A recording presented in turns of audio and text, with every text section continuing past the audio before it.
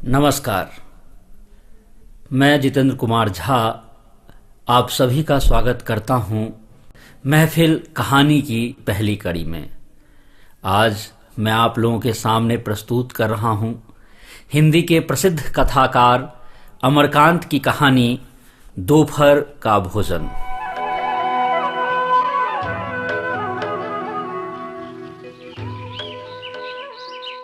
सिद्धेश्वरी ने खाना बनाने के बाद चूल्हे को बुझा दिया और दोनों घुटनों के बीच से रखकर शायद पैर की उंगलियों या जमीन पर चलते चींटे चींटियों को देखने लगी। अचानक उसे मालूम हुआ कि बहुत देर से उसे प्यास लगी है। वह मतवाले की तरह उठी और गगरे से लोटा भर पानी लेकर गट-गट चढ़ा गई। खाली पानी उसके कलेजे में लग गया और वह हाय राम कहकर वहीं जमीन पर लेट गई। आधे घंटे तक वहीं उसी तरह पड़ी रहने के बाद उसके जी में जी आया। वह बैठ गई, आंखों को मल मल कर इधर उधर देखा और फिर उसकी दृष्टि औसारे में अधटूटे खटोले पर सोए अपने 6 वर्षीय लड़के प्रमोद पर जम गई। लड़का नंग धड़ंग पड़ा था। उसके गले तथा छाती की हड्डियां साफ दिखाई देती थीं। उसके हाथ पैर बासी ककड़ियों की तरह सूखे तथा बेजान पड़े थे और उसका पैर हड्डियां की तरह फूला हुआ था। उसका मुख खुला हुआ था और उस पर अनगिनत मक्खियां उड़ रही थीं। बच्चे के मुंह पर अपना एक फटा गंदा ब्लाउज डाल दिया और एक आध मिनट सुन खड़ी रहने के बाद बाहर दरवाजे पर जाकर किवाड़ की आड़ से गली की ओर निहारने लगी। 12 बज चुके थे। धूप अत्यंत तेज थी और कभी एक दो व्यक्ति सिर पर तौलिया या गमछा रखे हुए या मजबूती से छाता ताने हुए फुर्ती के साथ लपकते हुए से गुजर जाते। 10-15 मिनट तक वह उसी तरह खड़ी रही। फिर उसके चेहरे पर व्यग्रता फैल गई और उसने आसमान तथा कड़ी धूप की ओर चिंता से देखा। 1-2 क्षण बाद उसने सिर को किवाड़ से काफी आगे बढ़ाकर गली के छोर की तरफ निहारा तो उसका बड़ा लड़का रामचंद्र धीरे धीरे घर की ओर सरकता नजर आया। उसने फुर्ती से एक लोटा पानी ओसारे की चौकी के पास नीचे रख दिया और चौके में जाकर खाने के स्थान को जल्दी जल्दी पानी से लीपने पोतने लगी। वहां पीढ़ा रखकर उसने सिर को दरवाजे की ओर घुमाया ही था कि रामचंद्र ने अंदर कदम रखा। रामचंद्र आकर धम से चौकी पर बैठ गया और फिर वहीं बेजार सा लेट गया। उसका मुंह लाल तथा चढ़ा हुआ था। उसके बाल अस्त व्यस्त थे और उसके फटे पुराने जूतों पर गर्द जमी हुई थी। सिद्धेश्वरी की पहले हिम्मत नहीं हुई कि उसके पास जाए और वहीं से वह भयभीत हिरनी की भांति सिर उचका घुमाकर बेटे को व्यग्रता से निहारती रही। लगभग 10 मिनट बीतने के पश्चात भी जब रामचंद्र नहीं उठा तो वह घबरा गई। पास जाकर पुकारा, बड़कू बड़कू। लेकिन उसके कुछ उत्तर न देने पर डर गई और लड़के की नाक के पास हाथ रख दिया। सांस ठीक से चल रही थी। फिर सिर पर हाथ रखकर देखा, बुखार नहीं था। हाथ के स्पर्श से रामचंद्र ने आंखें खोली। पहले उसने मां की ओर सुस्त नजरों से देखा, फिर झट से उठ बैठा। जूते निकालने और नीचे रखे लोटे के जल से हाथ पैर धोने के बाद वह यंत्र की तरह चौकी पर आकर बैठ गया।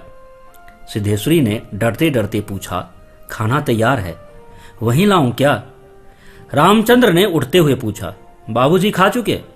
सिद्धेश्वरी ने चौकी की ओर भागते हुए उत्तर दिया, आते ही होंगे। रामचंद्र पीढ़े पर बैठ गया। उसकी उम्र लगभग 21 वर्ष थी। लंबा दुबला पतला, गोरा रंग, बड़ी बड़ी आंखें तथा होठों पर झुर्रियां। वह एक स्थानीय दैनिक समाचार पत्र के दफ्तर में अपनी तबीयत से प्रूफ रीडरी का काम सीखता था। पिछले साल ही उसने इंटर पास किया था। सिद्धेश्वरी ने खाने की थाली लाकर सामने रख दी और पास ही बैठकर पंखा करने लगी। रामचंद्र ने खाने की ओर दार्शनिक की भांति देखा। कुल 2 रोटियां, भर कटोरा पनियाई दाल और चने की तली तरकारी। रामचंद्र ने रोटी के प्रथम टुकड़े को निगलते हुए पूछा, मोहन कहाँ है? बड़ी कड़ी धूप हो रही है। मोहन सिद्धेश्वरी का मझला लड़का था। उम्र 18 वर्ष थी और वह इस साल हाई स्कूल का प्राइवेट इम्तिहान देने की तैयारी कर रहा था। वह न मालूम कब से घर से गायब था और सिद्धेश्वरी को स्वयं पता नहीं था कि वह कहाँ गया है। किंतु सच बोलने की उसकी तबीयत नहीं हुई और झूठ मूठ कहा, किसी लड़के के यहाँ पढ़ने गया है, आता ही होगा। दिमाग उसका बड़ा तेज है और उसकी तबीयत 24 घंटे पढ़ने में ही लगती है। हमेशा उसी की बात करता रहता है। रामचंद्र ने कुछ नहीं कहा। एक टुकड़ा मुंह में रखकर भर गिलास पानी पी गया, फिर खाने में लग गया। वह काफी छोटे छोटे टुकड़े तोड़ तोड़ कर उन्हें धीरे धीरे चबा रहा था। सिद्धेश्वरी भय तथा आतंक से अपने बेटे को एकटक निहार रही थी। कुछ क्षण बीतने के बाद डरते डरते उसने पूछा, वहां कुछ हुआ क्या? रामचंद्र ने अपनी बड़ी बड़ी भावहीन आंखों से अपनी मां को देखा, फिर नीचा सिर करके कुछ रुखाई से बोला, समय आने पर सब ठीक हो जाएगा। सिद्धेश्वरी चुप रही। धूप और तेज होती जा रही थी।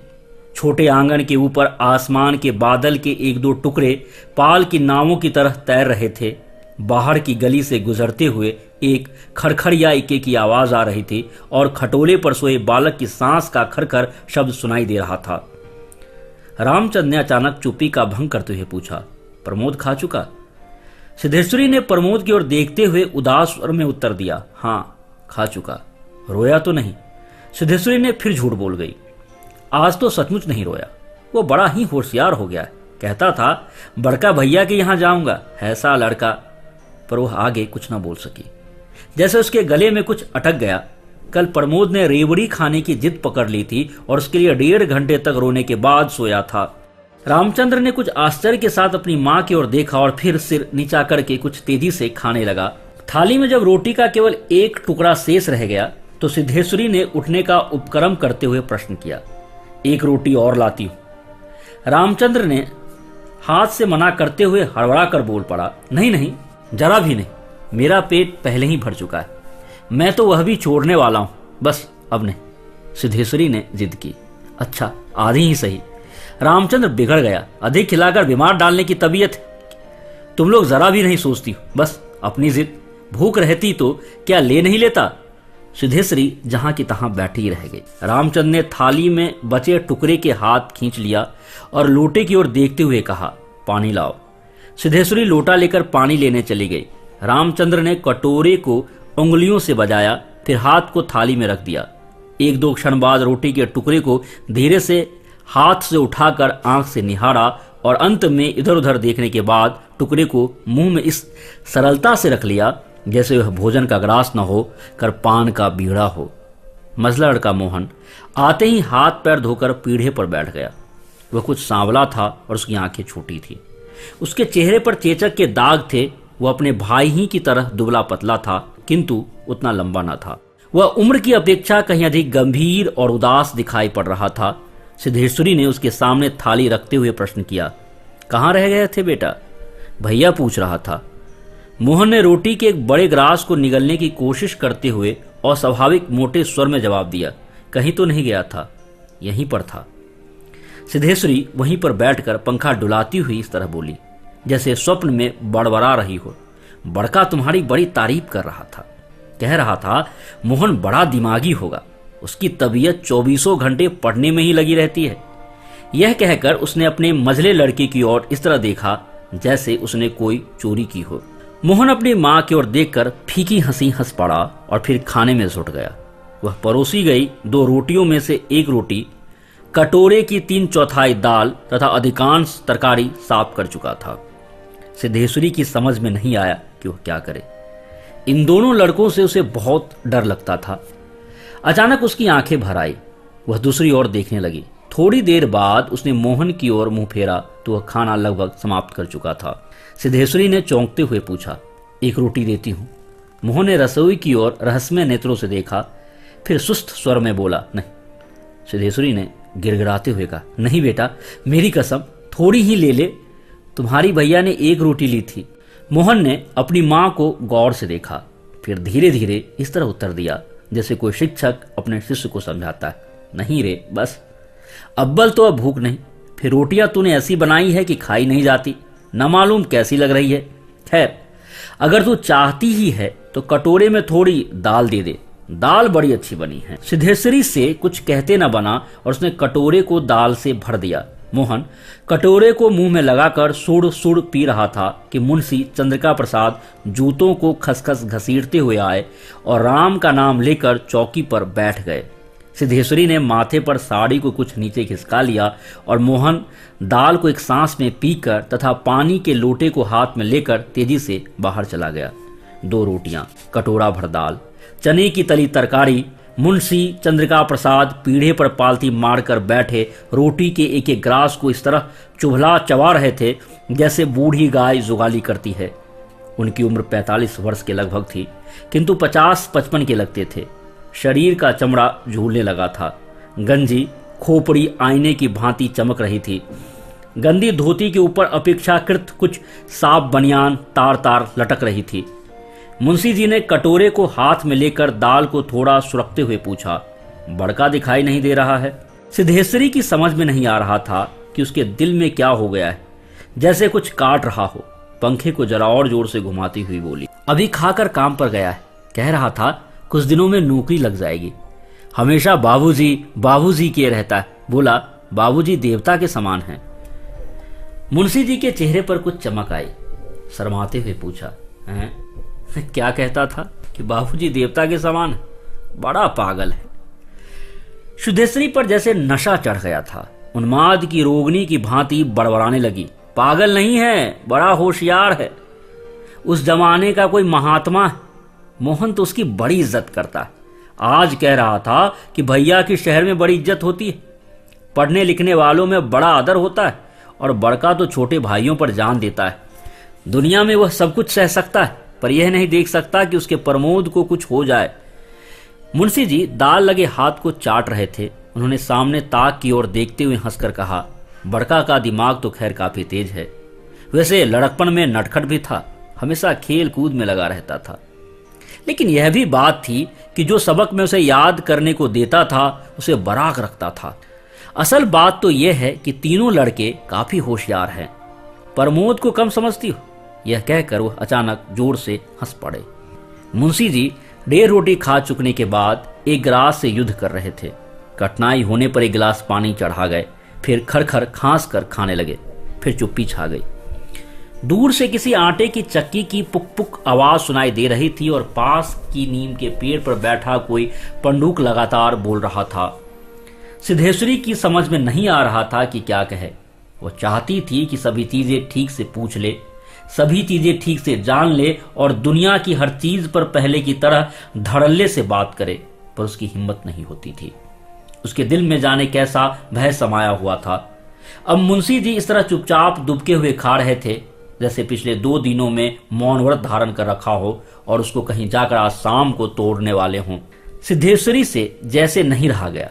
बोली, मालूम होता है अब बारिश नहीं होगी। मुंशी जी ने एक क्षण के लिए इधर उधर देखा, फिर निर्विकार स्वर में राय दी, मक्खियां बहुत हो गई हैं। सिद्धेश्वरी ने उत्सुकता प्रकट की, फूफा जी बीमार है, कोई समाचार नहीं आया। मुंशी जी ने चने के दानों की ओर इस दिलचस्पी से दृष्टिपात किया जैसे उनसे बातचीत करने वाले हों। फिर सूचना दी, गंगा शरण बाबू की लड़की की शादी तय हो गई है, लड़का MA पास है। सिद्धेश्वरी हठात चुप हो गई। मुंशी जी भी आगे कुछ नहीं बोले। उनका खाना समाप्त हो गया था और वे थाल में बचे खुचे दोनों को बंदर की तरह बीन रहे थे। सिद्धेश्वरी ने पूछा, बड़का की कसम 1 रोटी देती हूं, अभी बहुत सी है। मुंशी जी ने पत्नी की ओर अपराधी के समान तथा रसोई की ओर कनखी से देखा। तत्पश्चात किसी छठे उस्ताद की भांति बोले, रोटी रहने दो, पेट काफी भर चुका है। अन्न और नमकीन चीजों से तबीयत ऊब भी गई है। तुमने व्यर्थ में कसम धरा दी। खैर, कसम रखने के लिए ले रहा हूं, गुड़ होगा क्या? सिद्धेश्वरी ने बताया कि हंडिया में थोड़ा सा गुड़ है। मुंशी जी ने उत्साह के साथ कहा, तो थोड़े गुड़ का ठंडा रस बनाओ, पीऊंगा। तुम्हारी कसम भी रह जाएगी, जायका भी बदल जाएगा, साथ ही साथ हाजमा भी दुरुस्त होगा। हाँ, रोटी खाते खाते नाक में दम आ गया है। ये कहकर वे ठहाका मारकर हंस पड़े। मुंशी जी के निबटने के पश्चात सिद्धेश्वरी उनकी जूठी थाली लेकर चौकी की जमीन पर बैठ गई। बटलोई की दाल को कटोरे में उड़ेल दिया, पर वह पूरा भरा नहीं। छिपलियों में थोड़ी सी चने की तरकारी बची थी, उसे पास खींच लिया।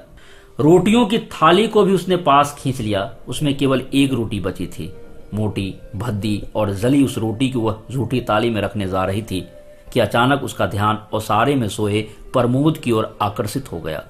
उसने लड़के को कुछ देर तक एकटक देखा, फिर रोटी को 2 बराबर टुकड़ों में विभाजित कर दिया। एक टुकड़े को तो अलग रख दिया और दूसरे टुकड़े को अपनी जूठी थाली में रख लिया।